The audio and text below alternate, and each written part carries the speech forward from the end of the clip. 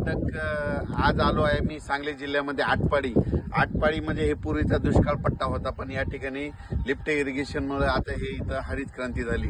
आणि मी खास करून आलो आहे मोठे शेतकरी हे तानाजी पाटील आहेत आणि तानाजी पाटील यांच्या शेतामध्ये या ठिकाणी आंबा 5,000 आहे आणि पुष्पामधलं ते चंदन देखील इथं किती हजार आहे? 1,000 चंदन आणि नारळ देखील आहे. ही 150 एकर जमीन आहे. या ठिकाणाहून माझ्या महाराष्ट्रातल्या शेतकऱ्याला अंदाज देणार आहे. राज्यातल्या सर्वप्रथम शेतकऱ्याला सांगू इच्छितो, आज आहे 18 जून 2025. म्हणजे या राज्यामधलं हे आता जे वारं सुटलंय हे कंप्लीट 24 तारखेपर्यंत असं वारं राहणार आहे, म्हणून हा अंदाज लक्षात येता. 25 तारखेला हे वारं बंद होणार आहे.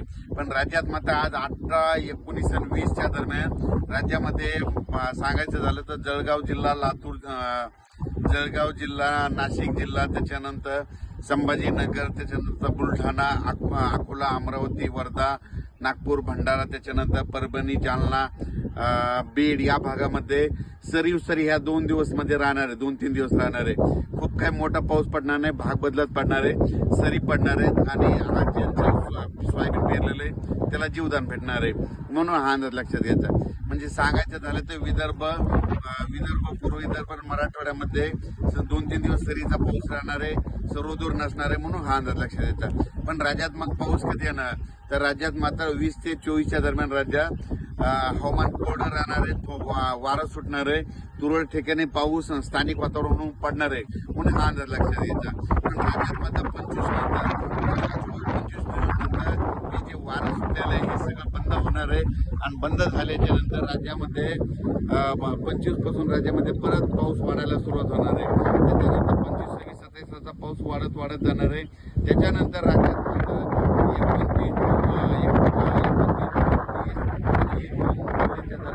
परत राज्यामध्ये पूर्व विदर्भ, पश्चिम विदर्भ, मराठवाड्या या भागामध्ये चांगला पाऊस येणार आहे.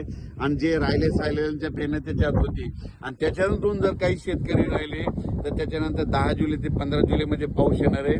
त्याच्यामध्ये सगळ्यांच्या शेतकऱ्याची पेरणी होती.